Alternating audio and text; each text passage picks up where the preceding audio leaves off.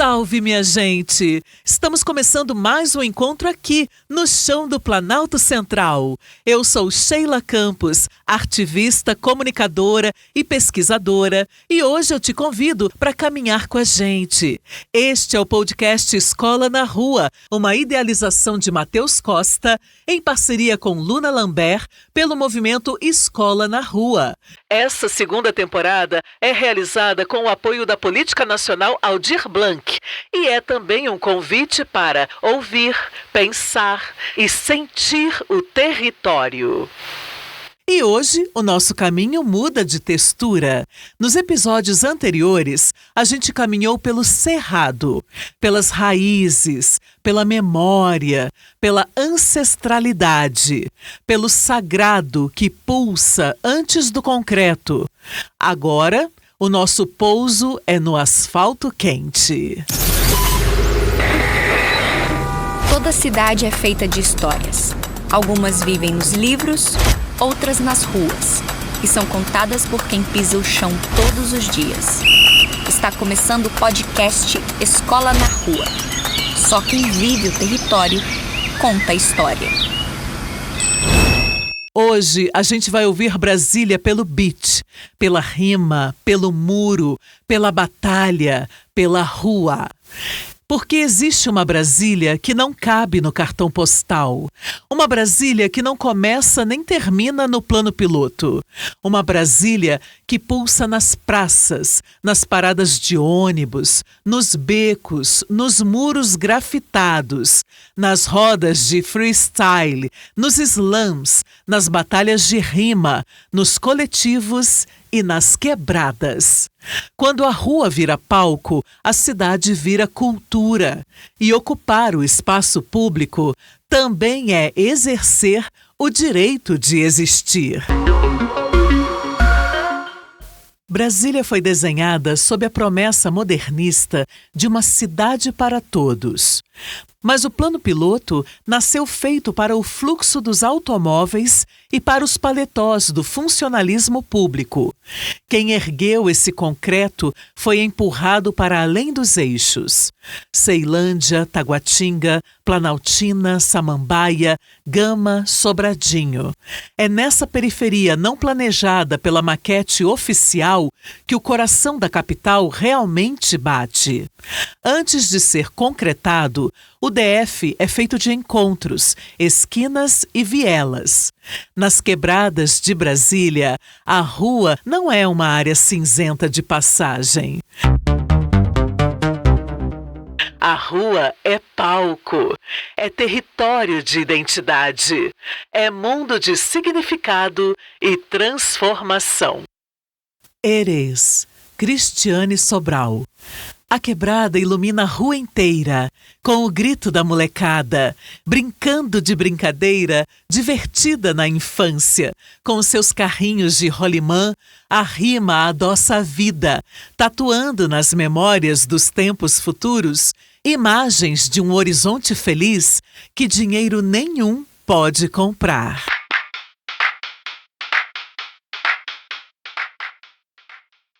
E hoje, 3 vozes ajudam a gente a escutar essa cidade. Tito Noleto, jovem MC das batalhas de rima, que mostra como a palavra vira pertencimento. Tabata Lorena, artista de Taguatinga com raízes em Imperatriz, no Maranhão, que mistura rap, cultura popular, ancestralidade e afrofuturismo. E Tiago Flores, pesquisador e produtor cultural que investiga os caminhos do rap no Distrito Federal. E, para começar, quando cada um escuta a palavra rua, o que vem primeiro em mente?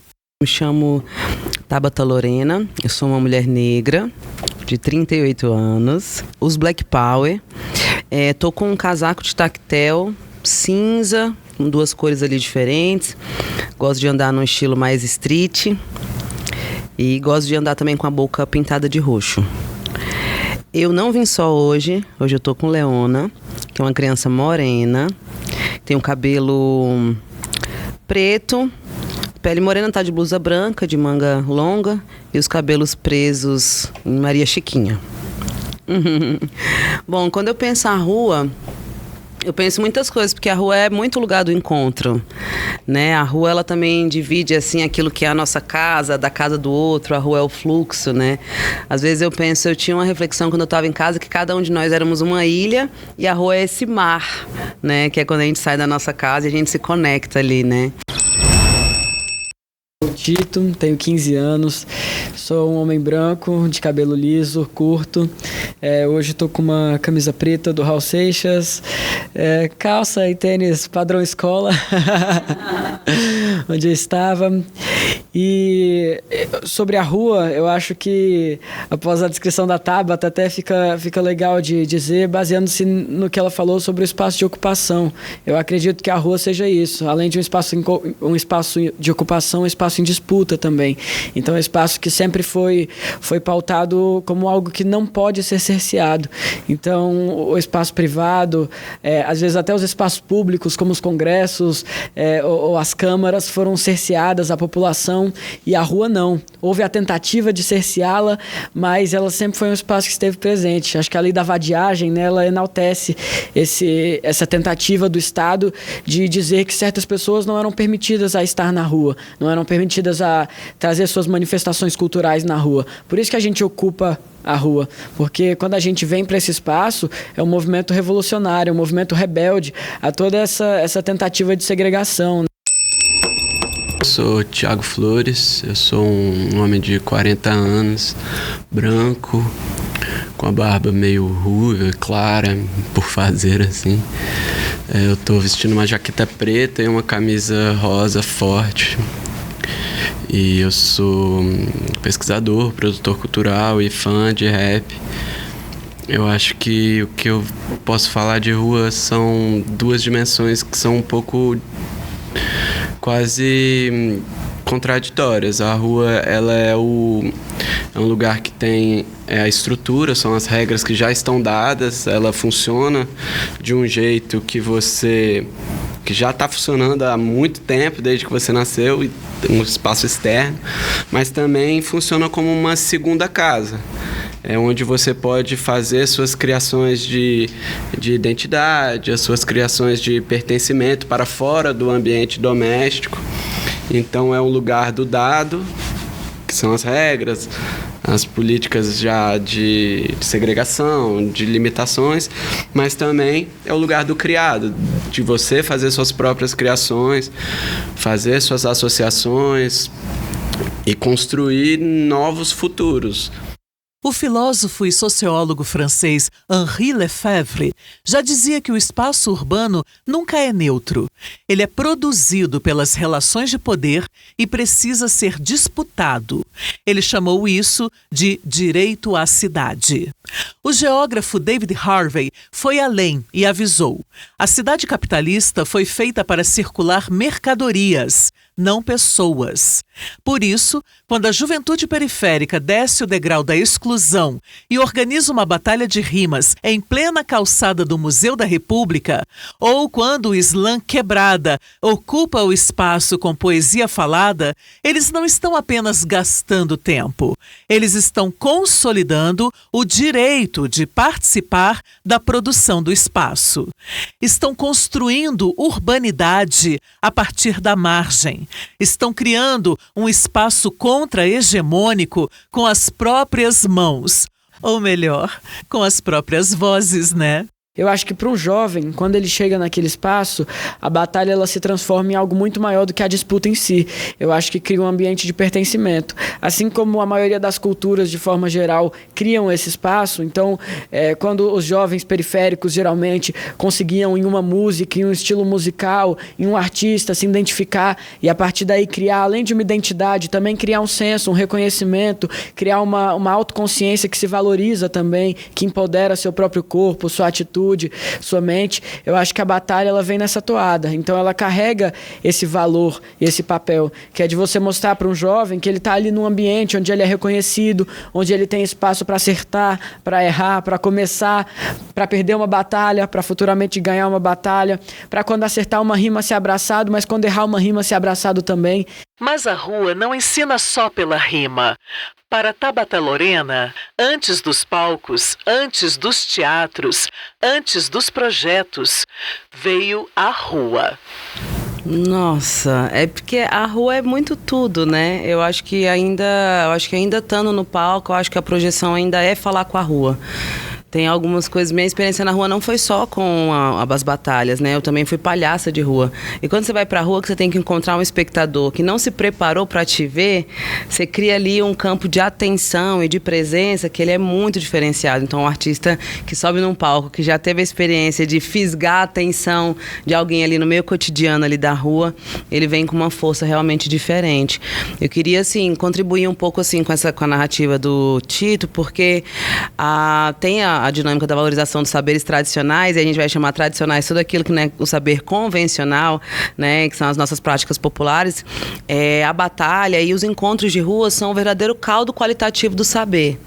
A rua aparece, então, como uma professora sem quadro.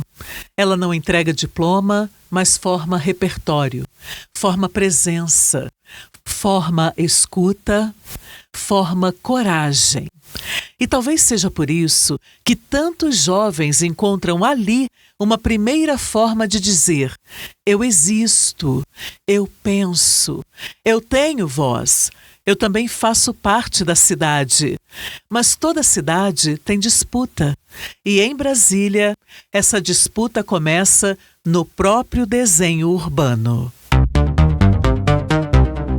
Brasília costuma ser apresentada como obra-prima do planejamento. Eixos, setores, quadras, tesourinhas, monumentos. Mas quem vive a cidade sabe, nem toda vida cabe na Brasília da TV. Quem tem direito de aparecer na história oficial de Brasília? Olha, eu acho que quando a gente fala que Brasília foi construída para ser a cidade do futuro, eu acho que parte do futuro da cidade era justamente essa segregação socioespacial que existe aqui. Ou seja, um núcleo, um centro, onde se concentra o poder econômico, o poder político do país inteiro. E as margens, longe mesmo do centro, fica todos aqueles que são jogados, aqueles que são tratados como o resto. Então eu acho que isso não é só um acaso, mas como um projeto de distanciamento, então de fazer com que as pessoas realmente não tenham contato com a periferia, não tenham contato com o saber periférico, não tenham contato com outras formas de vida, outras formas de pensar e de agir. Quando Tito fala em projeto, Tiago Flores reconhece a palavra, porque a história também é um projeto. A história oficial de Brasília muitas vezes apresentou trabalhadores, povos negros, povos indígenas e moradores das antigas ocupações como coadjuvantes, como se fossem apenas mão de obra, como se não fossem também pensamento, cultura, memória e autoria. Eu acho que o Tito falou uma palavra interessante, que é projeto, né? As coisas não acontecem por acidente e a história ela é escrita pelos poderosos, pelos vencedores. Então, quem aparece normalmente são os políticos, os executivos, a gente branca, essa elite intelectual branca e rica. Só que a história ela não é algo parado, monolítico. Ela não é algo completamente excludente. Ao mesmo tempo que tem uma história oficial, existem inúmeras outras histórias sendo escritas pelos cantos. E hoje em dia, com o advento principalmente da internet, você tem acesso a muita coisa que foi escrita pelas culturas tradicionais, pelo rap, pelo não sei o quê, pelos originários, pelos moradores da Vila Amauri, da Vila Cauí, do Núcleo Bandeirante, que não estão necessariamente nos livros de histórias que vão para a escola. Mas, em via de regra, essas populações minoritárias são colocadas como coadjuvantes ou como mão de obra e que instrumentalizadas para um projeto maior, como se não fossem elas quem realmente construíram as coisas. E quando a história oficial não dá conta, a memória do território aparece nos detalhes. Tabata lembra que Brasília não é só uma cidade de sonhos modernos. É também uma cidade de sangue, deslocamento, ocupação e resistência. Mas eu queria lembrar da Vila Dimas e da Vila Matias, né? Então, são dos poucos lugares aqui em que a gente ainda consegue contar uma história, que é uma história que não é uma história só dos grandes poderosos. Então, tanto Dimas quanto Matias, eles fizeram um processo de ocupação, já tinha um processo de movimentação para a Central de Erradicação de Invasões, que virou a ser a Ceilândia, mas aquele movimento ele ainda não tinha se estabelecido como único caminho, porque nessa época os lugares de ocupação não podia família, né? Não podia mulher, não podia esposa, era um puteiro e um monte de lona, né? E aí o Dimas e o Matias, Vila Dimas e Vila Matias está ali em Taguatinga Sul, próximo ao Beco, próximo ao Mercado Sul. Foram pessoas que militaram para trazer as suas famílias, nordestinas que militaram para trazer as suas famílias e para ter um espaço digno que para eles naquela época era muito longe da capital, da onde eles estavam trabalhando do canteiro de obras. Então aqui em Taguatinga eles começaram a construir esse espaço que virou a Vila Dimas, que virou a Vila Matias, né? Então as histórias, o problema das histórias não é nem que elas não existem, é que talvez elas estejam no lugar errado, né? Talvez uma história contada, a história da Cleudes ali no cantinho da sala, tá errada, né? Às vezes a história da Cleudes tem que estar sentada na mesa. Então, acho que esse processo de revisionismo histórico que a gente está passando, ele também é para que a gente convide outras narrativas para estar no centro da mesa, né? Então, é isso, assim, eu acho que ainda quem tem direito, eu acho que, assim, entre quem tem o direito, quem está construindo o direito, existem duas Brasílias diferentes e a gente está construindo o direito de poder aplicar nossas narrativas a fim também que a audiência também gira em torno de pautas regenerativas e que a gente não esteja lá só para falar de coisas que não é de quem ficou para contar a história, mas de quem partiu, né? Essa capital tem muito sangue e muito sonho, né?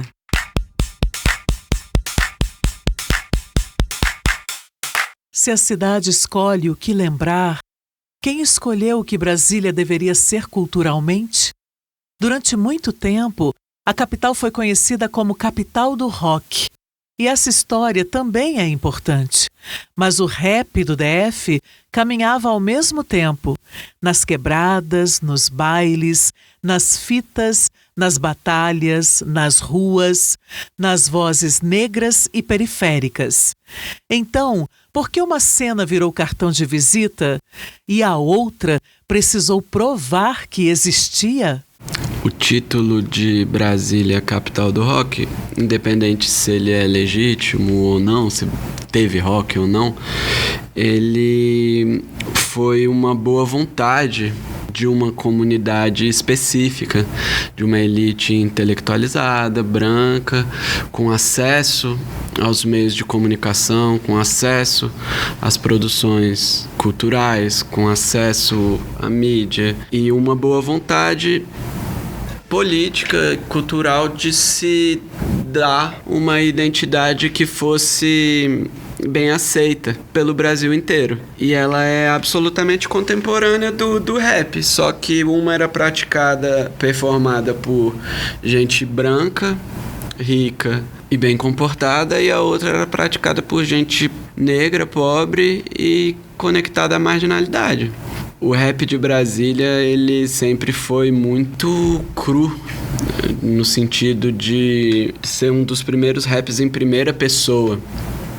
Então isso causou muita estranheza no público. Então os relatos eram muito distantes das narrativas que os meios de comunicação aceitavam na época.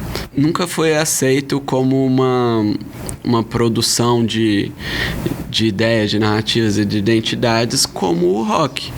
O rock, ele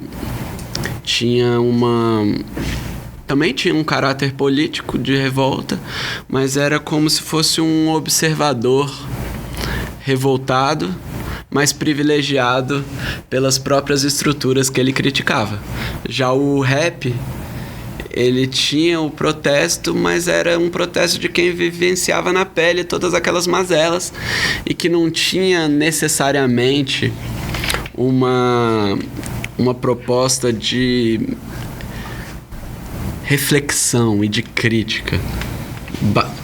Alguns sim, mas às vezes era um relato nu e cru da situação, revolta e ódio. E nem sempre é fácil você eleger esse tipo e essas pessoas como a identidade cultural de uma cidade. Mas se você vê o movimento hip hop e o rap do DF, ele produziu mais álbuns, durou mais anos, e atingiu mais lugares e mais cidades, e mais longevo do que o rock. Essa talvez seja uma das chaves do episódio. O apagamento não acontece só quando uma história desaparece. Ele também acontece quando uma história existe, mas não é reconhecida. Quando uma cultura pulsa, mas é tratada como ruído. Quando uma geração cria linguagem, mas não ganha arquivo. Quando a periferia produz conhecimento, mas não ganha centralidade. E é aqui que a rua deixa de ser apenas palco. Ela passa a ser também disputa de memória.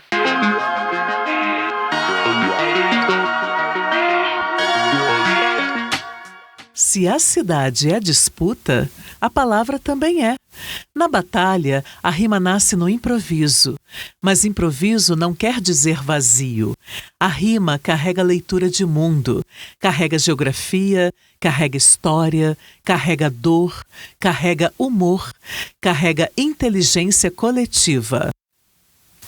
Às vezes, em poucos segundos, um MC fala sobre racismo, escola, polícia, gênero, território e sobrevivência. O mesmo que, em textos acadêmicos, são necessárias muitas páginas para formular. Não só a rima, como a arte é uma forma de ler a cidade e ela se expressa dessa maneira. Então, toda vez que um artista ele coloca em rimas, toda vez que um MC de batalha coloca em rimas aquilo que ele está pensando, aquilo é a expressão de uma das leituras da cidade, uma das subjetividades que constitui esse todo e essa coletividade que nós vivemos. Então, eu acho que a rima deve sim ser entendida dessa forma e por muito essa leitura das pessoas que expressam sua opinião e sua visão da cidade por meio da rima é desqualificada. Então essas pessoas não têm a sua voz garantida e se tem a sua voz escutada, ela não é tratada como algo sério. É tratada como às vezes são jovens rebeldes falando coisas de juventude, né? Nada que seja factual ou que quando possa ser avaliado ou analisado seja levado a sério. Espelho da cor. Existe a cor que diz sim, a cor que diz não, a cor talvez, com cheio de passibilidade. Existe representatividade no racismo, onde a maioria vale menos, embora esteja em maior número.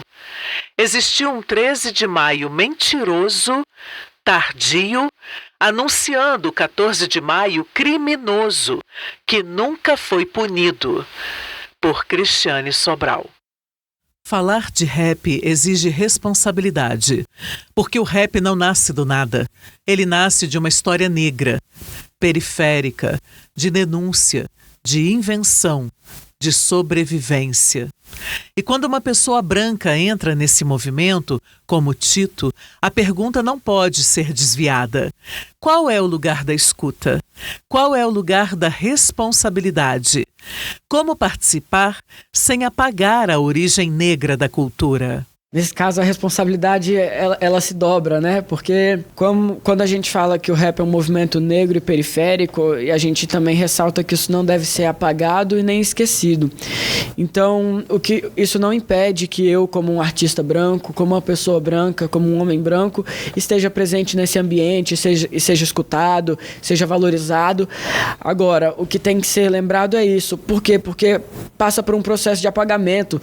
A gente já viu muitas pessoas tentando criar uma pauta como dizendo que o rap não tinha cor ou os tão famosos rappers de direita, que não existem. Se a gente for analisar de verdade, eles evidentemente não existem no movimento. Eles são pessoas, eles são invasores daquele movimento, porque o que constitui o rap por si só não é você cantar em cima de um estilo que é associado ao rap, do boom bap, que é um dos maiores estilos, enfim, não é isso que constitui. É você fazer parte daquele coletivo, daquela comunidade. Então não tem como você ser adepto a toda aquele pensamento preconceituoso de muitas pessoas e se dizer do rap. Então, para finalizar, quando eu falo disso, né, quando eu ressalto a importância de eu, como uma pessoa branca, falar que o rap é uma cultura negra, é por causa disso. É pra gente entender que esse espaço tem toda uma ancestralidade, toda uma formação histórica que não pode ser apagada. E aí sim, eu acho que eu carrego junto a mim essa responsabilidade de enfatizar e de passar essa mensagem adiante, porque se ela não for passada, esvazia-se o que é o conteúdo intrínseco do movimento. Então ela precisa ser continuada. E também para isso, para mostrar para outros jovens, tanto jovens negros, jovens brancos, mas para eles entenderem que eles vão ter ali o seu espaço no rap, cada um da sua maneira, cada um falando sobre o que sofre. Então a gente não precisa ter essa noção. É isso, basicamente isso, proteger o legado do rap como cultura negra e periférica. Voo livre. Mulher é bicho esquisito e poderoso. Faz o que dá na telha desde a criação. Ninguém segura a mulher, não. Por Cristiane Sobral. Se Tito fala da responsabilidade com a origem do rap, Tabata amplia o tempo da conversa. Porque na voz dela, a cultura urbana não começa no asfalto. Ela vem de longe. Eu gosto da palavra ancestralidade porque às vezes a gente ouve a palavra ancestralidade e a gente se projeta para o passado, né? Mas o passado, o que está no passado é o antepassado, é aquilo que passou. Não tem mais serventia no futuro. E ancestralidade não é isso. Ancestralidade é tudo aquilo que deu certo e que as próximas gerações vão precisar. Por isso que a ancestralidade está sempre projetando para o futuro, né? Então, quando não souber mais para onde ir, volte para o começo, né? Então, eu acho que tem esse misto, assim, tô inventando uma coisa que parece que eu acabei de descobrir, né? Então, eu acho que essa mistura desses dois movimentos é um movimento que está sempre impulsionando. E esse futuro, ele tem um gosto de memória. Esse futuro, ele tem um gosto daquilo que a gente ainda não conseguiu viver, né? Assim, eu acho que esses 400 e tantos anos de processo de escravização, a gente não vai levar 400 e tantos anos para voltar, né? E eu acho que a arte e a cultura é, de alguma forma, essa máquina do tempo, esse elevador que, de repente, o que a gente levou, né? O buraco de 500 anos aí, quase, né? De processo de escravização oficial, né? A gente vai subir, de repente, num 40 anos, né? Eu vou subir no elevador em 40 anos, né? Esses 400. Então, acho que tem essa dinâmica. E eu acho que essa mistura também, quando a gente fala cultura popular e rap, tudo é diáspora. Tudo é diáspora preta. Tudo é cultura. Quando você está falando de linguagens que, na verdade, não são só cultura, não são só linguagens, são movimentos. A cultura popular é a cultura hip hop, que envolvem todas as linguagens que a gente chama de linguagens estéticas ou elementos artes visuais, o canto, a dança, a economia, o território. Essa fala desloca tudo. Porque se ancestralidade é aquilo que as próximas gerações vão precisar, então a rua também guarda futuro. O beat guarda futuro. O tambor guarda futuro. A roda guarda futuro. O corpo que canta guarda futuro. A periferia não está atrasada. Ela está inventando caminhos.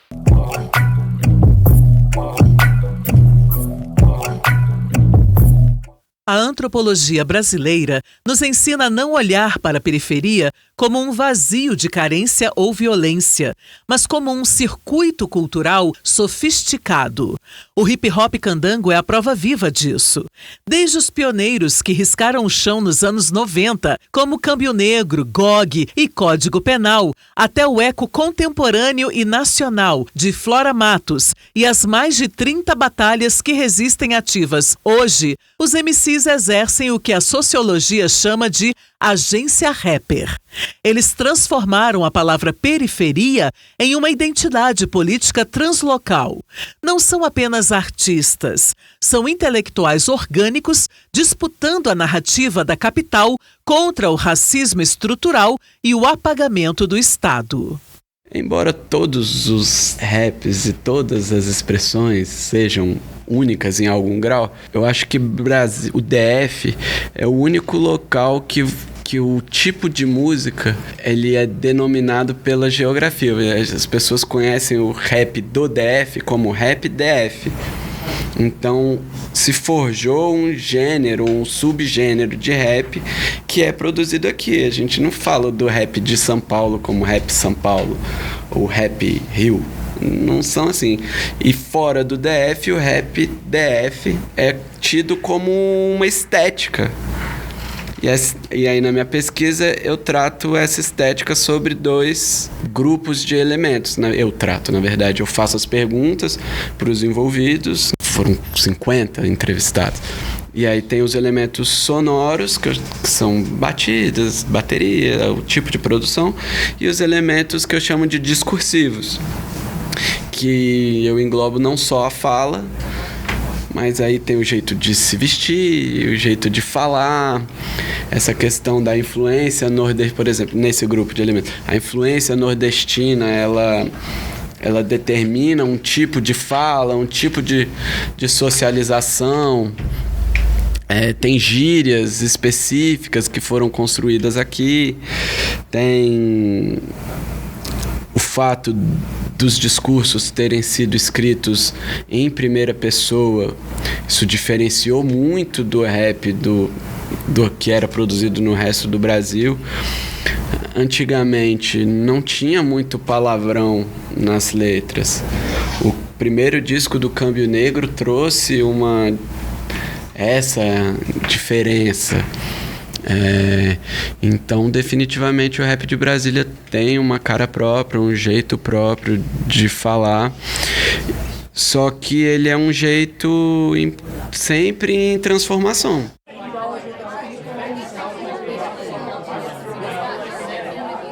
O Escola na Rua nasce de uma ideia simples e radical. A educação não acontece só dentro da escola. A rua também ensina. A praça também ensina. A batalha também ensina. O muro também ensina. O território também ensina. Mas isso não significa abandonar a escola. Significa perguntar: o que a escola ainda precisa aprender com a rua? Acho que tem muitos currículos da nossa vida prática que a escola não aproveita e que acho que a gente poderia aproveitar, acho que muito mais, porque a educação, para ela ser comercial, ela tinha que estar realmente preocupada com o futuro dos nossos jovens. Então, o que eles oferecem como educação comercial é muito mais uma educação alienativa do que necessariamente uma educação que vai preparar também os nossos jovens para disputar boas carreiras, né? Então, a gente está falando também principalmente sobre a escola pública, né? A gente tem aí 22 anos aí de mudança, né? Assim, da lei de ensino, né, para educação para relações étnico-raciais na escola, mas a gente tem que entender que esse tema, ele não é um tema que ele está isolado, ele é um tema que ele está envolvido com a recontagem, né, do que é a rua, do que é a cidade. Então, em algum lugar é legal que esse tema entre lá, mas esse tema ele tem que estar associado à nossa economia, ele tem que estar associado à religião, ele tem que estar associado a uma série de dinâmicas que a rua traz para a gente nesse grito de liberdade. Acho que também, de maneira geral, a regulação do bem comum, porque, assim, na rua, a história de cada pessoa que está ali, cada pessoa é, de fato, um protagonista. Às vezes é o tiozinho mal-humorado que você não pode jogar a bola lá, ou a tiazinha que vende ali o din-din, né? Então, a escola, ela faz muito uma coisa de compactar todo mundo numa coisa, numa média, e às vezes a história de cada um, ou o tempo que cada um tem para acessar, a importância que cada um tem naquele núcleo ali, fica defasado. Então, assim, eu lembro muito de um mano super querido, que é o Mano Carequinha, que ele era um mano, assim, era um grande entusiasta e tudo, e independente, assim, dele chegar lá e conseguir rimar pra caramba, ele chegava lá com equipamento de som, e ele ali tinha um papel realmente muito importante, porque ele trazia realmente, né, assim, o que ele tinha pra trocar com a gente. Então, acho que a rua, ela tem muitos mais protagonistas do que a escola oficial, a história oficial, e acho que a gente aprende muito, assim, eu acho que a chave do conhecimento global é o conhecimento local. Então, a gente precisa conhecer conhecer, né, o nosso vizinho, né, a nossa rua de baixo, a nossa rua de cima, para que esse conhecimento ele vá fazendo e a gente consiga aspirar lá até pensar Brasil, até pensar mundo.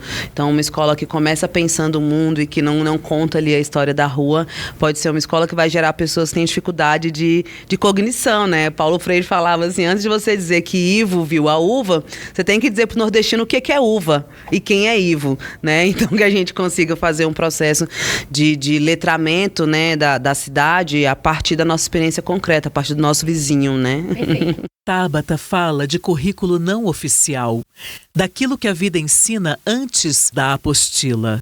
Troca, comunidade, planejamento de vida, economia, vizinhança, cultura, memória local. E Tito leva essa crítica para dentro da escola. Antes de tudo, a gente tem que entender como é que a escola se apresenta ao jovem na atualidade.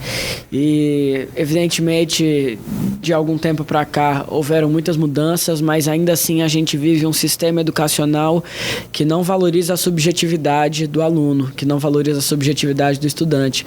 Quando os prisioneiros chegavam em Auschwitz, a primeira coisa que faziam era tirar o nome. Você virava um número, colocava um número. Quando os escravizados chegavam ao Brasil, a primeira coisa que acontecia era você perder o seu nome africano, o seu nome de origem e ganhar um nome cristão, um nome que não te caracteriza, que não te dá identidade.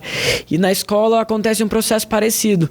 Você não representa alguém que vai ser, às vezes, muito bom em uma coisa, que vai ter uma eloquência muito boa, vai aprofundar muito em história, mas às vezes vai ser ruim em matemática.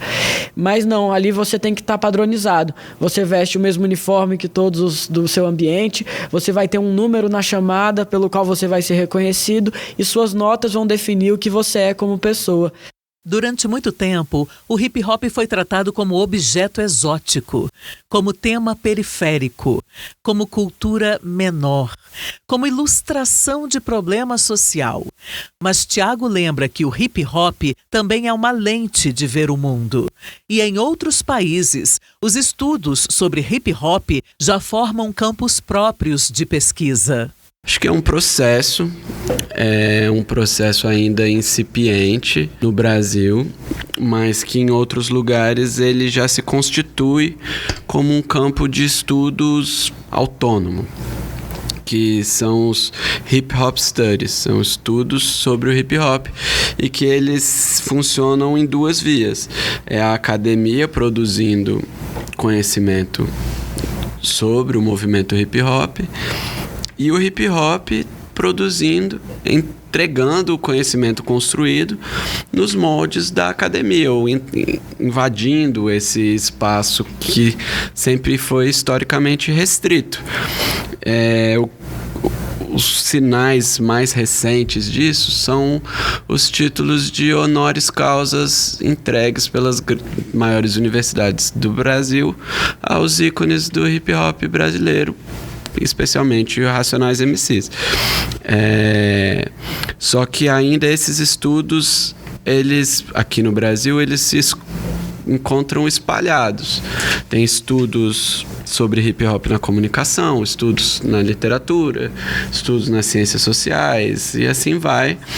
A tendência é que em outros lugares é que isso se estabeleça como um campo e que a gente tenha cursos de graduação, pós-mestrado, doutorado em hip hop, ter uma universidade sobre hip hop, até porque no fim das contas é uma lente de ver o mundo, né? A cultura hip hop, assim como é a ciência, assim como é a academia. Talvez a pergunta não seja apenas como levar o rap para a escola. Talvez seja como permitir que a escola escute o que o rap já ensina. O rap ensina leitura crítica. A batalha ensina presença e argumento. O grafite ensina disputa da paisagem. O slam ensina corpo, palavra e denúncia. A pesquisa ensina memória. E a rua ensina pertencimento. Quando a escola reconhece isso, ela não está fazendo um favor à cultura urbana.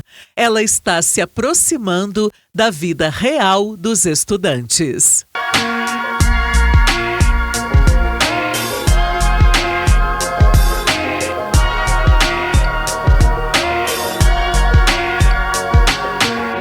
inusitada. Vivo aqui, nesse chão. Construí meu espaço além do planejado avião. Lírio que rasga a secura do deserto, colorindo a palidez do concreto. Sou a negritude que colore como ipê a paisagem, instaurando um reino fértil em meio à estiagem. Encarando as trilhas da capivara no Parque da Água Mineral. A terra é vermelha, quente e seca aqui no Planalto Central. Sou da resistência, vivo aqui no centro do país, lugar onde decidi viver e trabalhar como atriz. Broto palavras férteis na secura do asfalto de fogo. É preciso esperar o tempo certo para jogar o jogo, do milagre que cai como uma luva quando toca o solo um pingo de chuva. Por Cristiane Sobral.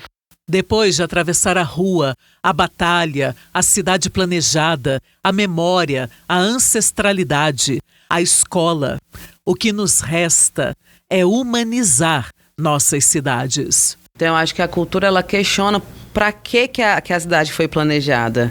E eu acho que ela humaniza a cidade nesse lugar. Então, passar por debaixo de uma tesourinha, caminhando no período do carnaval, é um jeito da gente também transformar a nossa realidade em algo que nos inspire a sonhar, em algo que nos lembre memória. A cultura, ela é uma saudade. A saudade é o quê? É vontade de viver de novo, né? A saudade, ela é diferente de todas essas relações, assim, porque saudade não é uma coisa só que ficou no passado. Quando você sente saudade, você quer viver de novo, né? Então, eu acho que quando a gente ocupa a cidade com a cultura, a gente está dizendo que a cidade não é só os problemas de infraestrutura que a cidade tem, que a cidade não são só as dificuldades que as pessoas têm para se relacionar num contexto urbano. A cultura também, ela faz um processo de aquilombamento da cidade, em que as pessoas elas podem se referenciar pelas suas individualidades, que às vezes não são plenas em casa. Então, acho que tem uma disputa também, eu acho que de projeto de humanidade, acho que acima de tudo. Então, a gente que vem do rap, a gente fica muito... Essas dinâmicas todas, né? A assistência social, a segurança pública, são temas que pra gente são muito caros e a gente passa uma vida inteira ali se relacionando com esses temas que são muito maiores, né, do que a ocupação da cidade. Mas o que a gente ganha, e a gente ganha na prática, é o direito de continuar sonhando numa cidade que acolhe a nossa dimensão mais... que tem a ver com o sonho, mas eu acho que principalmente esse desejo de viver aquilo que a gente ainda não viu. Então, eu acho que a arte é um inventar daquilo que a gente não viu. Eu acho que fazer arte é imaginar que as coisas não estão dadas, que as coisas podem ser diferentes. Então, assim, fazer arte é escrever aquilo que não foi dito, né? O buzu não vai sair agora. Corre, hemolinfa, o sangue amarelado nas asas da borboleta. Ela resiste escondida no meio de uma caliandra. Fugir de forma não intencional azeda as despedidas. Ventos de mudança forçam a engolir seco. A espera é ardida quando o pilar do tempo informa. O buzu não vai partir. Por Cristiane Sobral. Tem uma coisa que é ponto comum entre as juventudes antigas e a juventude atual e entre os grupos da juventude, que é o sentimento rebelde, o sentimento antissistêmico. Eu acho que isso é uma das poucas coisas que não se altera. Só que, diferentemente de outros grupos que a gente enxerga hoje, no rap e nas juventudes associadas à cultura, as juventudes periféricas associadas à cultura, a gente tem uma coisa que é esse movimento rebelde, esse movimento antissistêmico, voltada a uma pauta que fala sobre um futuro melhor, um futuro onde haverá a libertação desses povos, um futuro revolucionário, um futuro que valorize cada um, que valorize a subjetividade de cada um, um futuro que respeite as diferenças e respeite os indivíduos, respeite o poder deles de existir, de ir e vir, de viver em sociedade como qualquer outra pessoa, mesmo se a pessoa for negra, se for uma mulher, se for uma pessoa trans, que ela seja respeitada naquele ambiente. E quando eu falo que por muito outros movimentos não são assim e não acolhem, não abraçam, que utilizam dessa posição antissistêmica, mas numa visão odiosa do que outra coisa, é porque hoje a gente vive uma tendência conservadora dentro da juventude, onde nós temos uma geração mais conservadora do que a anterior, uma geração mais machista, e por muitos movimentos como o movimento Red Pill ou outros movimentos masculinistas, por exemplo, eles tentam pautar o sistema sistema como se o sistema fosse o banheiro unissex, como se o sistema fosse uma pessoa, como se o sistema fosse pessoas trans invadindo os lugares, entre muitas aspas, né? Como se o sistema fosse o politicamente correto, como se houvesse uma misandria, como se as mulheres dominassem o sistema político, o sistema econômico e o sistema global. E aí, quando constrói-se essa visão, o que acontece é que os jovens, ao entender que esse é o sistema, eles partem para uma visão antissistema. E no caso, ser contra o sistema, então, se torna ser contra as mulheres, se torna ser contra o direito LGBT, se torna ser contra você respeitar as diferenças e as individualidades. Então, você fazer piadas que não sejam politicamente corretas, porque o sistema te prega o politicamente correto. E esse é o discurso aplicado. Então, eu acho que, antes de tudo, o que a gente tem que entender é que o rap, ele conduz a visão antissistema para o lugar certo. Ele conduz a rebeldia para o lugar certo. Ele conduz o campo revolucionário, a voz revolucionária para o lugar certo, que é o lugar de rebeldia para aceitação. Rebeldia para um futuro melhor, mais amoroso, mais pacífico. E Tiago fecha lembrando que conhecimento também é disputa. Porque quando dizem para a juventude periférica que estudar não vale a pena, é preciso perguntar: quem ganha com isso? Essa história de que não se deve estudar e que não se deve buscar o conhecimento, não se deve fazer faculdade, na verdade é uma armadilha das elites e do próprio sistema de renovar os grilhões que sempre seguraram e sempre impediram as minorias, as juventudes periféricas, as mulheres e as minorias de ocupar os seus lugares de direito, porque os filhos das elites, os filhos brancos e os privilegiados continuam estudando, continuam se capacitando, continuam buscando conhecimento de todas as formas e ocupando os lugares e mantendo a sociedade desigual como sempre foi. Então, é como o Eduardo do Facção Central fala, a maior revolução é estudar e ocupar lugares e transformar as coisas. E eu acho que o hip hop é o caminho mais efetivo construído aí nos últimos 100 anos, sei lá, 50 anos. É uma ferramenta, uma visão de mundo global, nacional e local que se aplica a qualquer tipo de contexto, a qualquer tipo de temática. Brasília enterra o mito da maquete estática, quando a caneta do MC risca o papel e o spray tinge o muro cinza da quebrada. Esta capital, que o poder desenhou para o trâmite frio dos carros e para os paletós da burocracia, só se faz cidade real porque o corpo preto e periférico se recusou a ser apenas rastro de passagem nas vias de circulação e consumo. Foram os milhares de braços vindos nos caminhões de pau de arara que ergueram cada pilar desse concreto, e são os seus netos e bisnetos que hoje, do topo de uma escada íngreme, áspera e muitas vezes escorregadia, transformam a exclusão geográfica das regiões administrativas em mundos fervilhantes de puro significado e reexistência. Ceilândia, Taguatinga, Planaltina, Samambaia, Gama e Sobradinho não são as margens vazias de um mapa higienista. São o centro nervoso onde a ancestralidade africana e a tradição popular fincaram suas bases para parir o amanhã.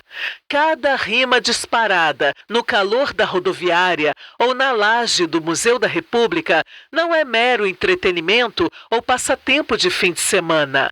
É o exercício vivo, coletivo e inegociável do direito à cidade contra o racismo estrutural que tenta todo santo dia branquear a memória e silenciar a autoria negra. Quando a agência Rapper Candanga toma o microfone e demarca o seu território, ela prova que o asfalto também é página e que a urbanidade de Brasília não se herda em gabinetes oficiais, mas se cria a cada verso, a cada tambor batido e a cada fresta ocupada pelo povo. Se o projeto da capital nasceu de costas para o povo negro, a rua aprendeu a se auto-arquivar e a ditar o ritmo do próprio destino, cravando na história o peso de uma identidade que não aceita mais caber em molduras alheias. O mármore dos palácios pode até ser imponente, mas a história popular é fogo, o caminhar é firme e o futuro de Brasília é preenchido com a tinta, a voz e a força das mãos do povo e da periferia. Cidade Playmobil. Na capital do Brasil, Cidade Playmobil, conheci a hipocrisia. Eu era feliz e não sabia. Nessa cidade mito, estou ficando cada dia mais burra, cada dia mais louca. Esse mundo plano vai me levar à bancarrota, com essas asas que não levantam voo, deixam-me no chão. Vou para a rodoviária levar um violão, tocar com o ceguinho da gaita, dançar até morrer, na companhia do povo, encontrar a cultura, vender balinha no sinal, comer pastel na Viçosa, abolir a sociedade de controle, voltar para casa disposta a tudo. Espere, amor, tô chegando. Ne me quitte pas. Por Cristiane Sobral.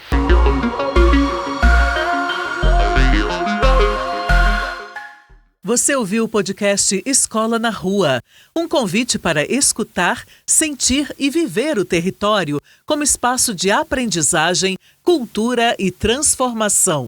Esta segunda temporada é uma realização do Escola na Rua, realizada com apoio da Política Nacional Aldir Blanc. A ficha técnica deste projeto tem coordenação geral de Matheus Costa, produção executiva de Luna Lambert, produção radiofônica de Maria Cleudes Pessoa, coordenação de pesquisa de Daniel Miojo, roteiro de Cristiane Sobral, assistência de coordenação e videomaker Cristiano Silva, design, edição e distribuição Janu Ário Júnior, social media João Vick e apresentação de Sheila Campos. Acompanhe o projeto nas redes sociais, @Escola na Rua. Eu sou Sheila Campos e te encontro no próximo episódio. Acompanhe o projeto nas redes sociais, @Escola na Rua. Nos encontramos no próximo episódio.